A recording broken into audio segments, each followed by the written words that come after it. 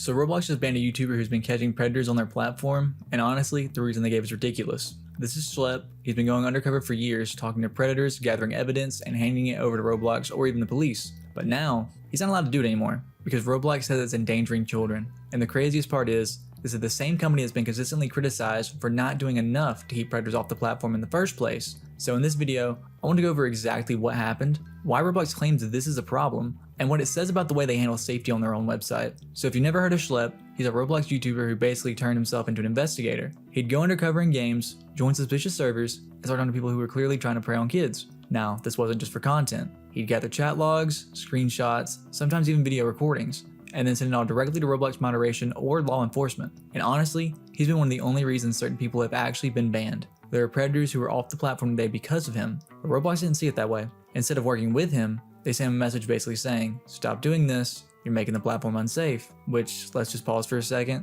They told the guy who's catching predators that he's the one making Roblox unsafe. Think about how insane that sounds. So here's how it all went down.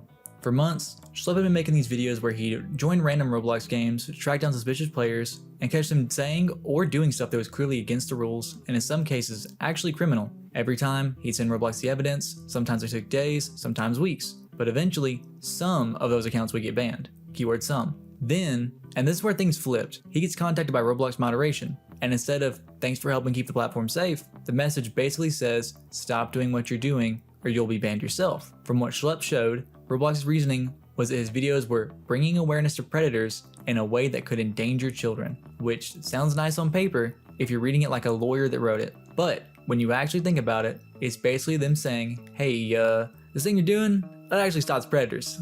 Yeah, that's the problem. And here's the thing, after that warning, they followed through. He's not allowed to do anything predator catching on Roblox at all. If he tries, that's it, his account's gone. And this is where it really doesn't add up. Roblox is claiming that Schlep's work is somehow harmful to players, while at the exact same time, leading up games that are way more questionable. I mean, we're talking about games with millions of plays that have been tied to predatory communities, games the FBI has literally issued warnings about, still up, still monetizing, still attracting kids every single day. Meanwhile, here's Schlep, someone who's actually gotten predators arrested in real life, and he's the one that gets a cease and desist. And it's not like this guy is hiding anything. He's sending the same chat logs and evidence to Roblox that he sends to the police. He's literally going through the official Roblox reporting system before taking anything public. So if the goal was really keep kids safe, banning the guy who's actively doing that for free makes zero sense. But if the goal was to avoid bad press, well, this starts to make a lot more sense. Because if you think about it, the more attention Schlep's videos get, the more they highlight Roblox's own moderation isn't catching these people. And when you're a billion-dollar company with investors who keep happy, that's a problem you'd rather silence than fix. And for Schlep, this isn't just some inconvenience where he has to make a new account. Roblox banned every account he has ever had, even his oldest one going back to when he was 8 years old. One of them wasn't even related to catching predators. It was his main channel account, Malabummer, sorry if I said that wrong, a family-friendly Roblox theme park channel that's been his passion project since the pandemic.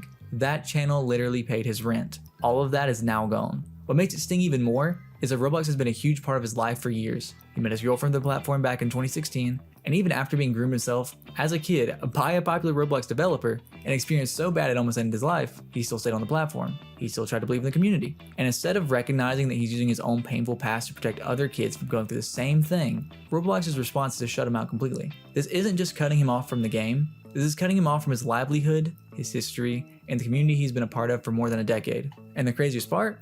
While Roblox is busy swinging the ban hammer at Schlep, they're letting actual dangerous players slip through the cracks. One example he gave was a user named Nepali Incel, someone who made credible threats to the Las Vegas Sphere inside a Roblox game. The FBI literally arrested someone for making similar threats in the exact same game, but when Schlep reported it, Roblox didn't IP ban the guy, didn't send him a cease and desist, nothing. And it's not just that one case. Schlep's team has had to report predators to the National Center for Missing and Exploited Children, or even take cases to the news just to get Roblox's attention. In some situations, even after a predator was arrested, Roblox still wouldn't act unless the story went public. Meanwhile, he's the one getting labeled as a threat to player safety, because apparently, showing proof of predator behavior is a bigger PR problem than the predators themselves. And if you want proof that Roblox priorities are completely upside down, just look at the games they allow to stay up. There's Public Bathroom Simulator, a game that's been repeatedly called out for inappropriate roleplay involving minors. There's Dollhouse Roleplay, another one with an entire community centered around grooming behavior. Both have had FBI warnings tied to them, but both are still public, both have millions of plays,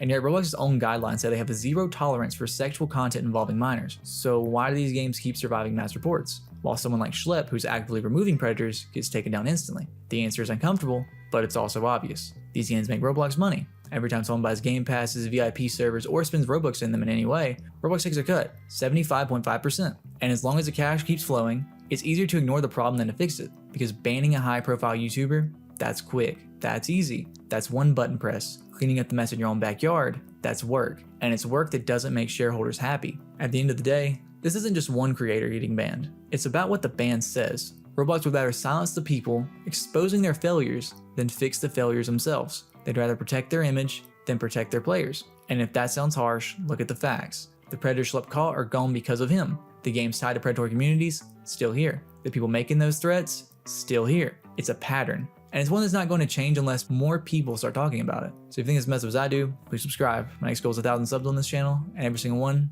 helps me. So yeah,